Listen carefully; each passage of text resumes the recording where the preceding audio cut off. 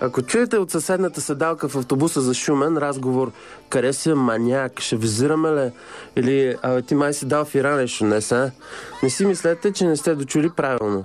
Става въпрос за ежедневен разговор между приятели. Но ако случайно решите да направите забележка на младежите за височината на децибелите и те отсреща да се заканят, че ще ви нахранят, със сигурност знайте, че не ви канят на приятелски обяд. С усложняването на обществото, с това, че обществото се променя много по-бързо, стават още по-сложни тези отношения и жаргона е само част от тях. Защото това, което родителите не винаги разбират, е, че децата, светът на децата и на юношите е различен от светът на възрастници.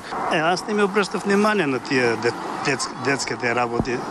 Разбираш ли като говорят? Разбирам, аз съм психолог. Не е удобно, мама и тате гледат, баба също, бабо, си го отрежеш, нали? Но ако наистина гледате, чуйте, жаргонът е сложна езикова форма. Разделя се на регионален признак. Видно ли е да ти, ако някой ти каже копеле? Ти сам знаеш, вече отдавна си тук. Отдавна съм в големия град. Отдавна си при копелетата, не е естествено. Майна, кой не го знае. Аляк? Бича Еляка не е ли Старозагорски? В Бургас говорят на лице. Нали? Лице? Вместо копеле казват лице. Не е задължително жаргонът да включва вулгарни думи, но понякога от устата на децата ни звучи грубо. Грубо е, когато до толкова си свикнал да използваш жаргонната дума копеле, и е грубо, когато започнеш да говориш и на момичетата така. Представяме ви кратък наръчник на уличните думи и изрази. Не оферта? Не оферта съм го чувала, да. Или не е цент, като не е никога. Някакви такива неща, но...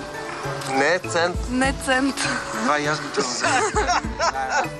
Като цяло всички толкова много ни домързяват, че чак започваме да ни мързи да говорим. Този език е част от тяхната идентичност. Не бива да им го отнемаме, защото един ден те ще дойдат в нашия свят и ще започнат да използват нашите думи.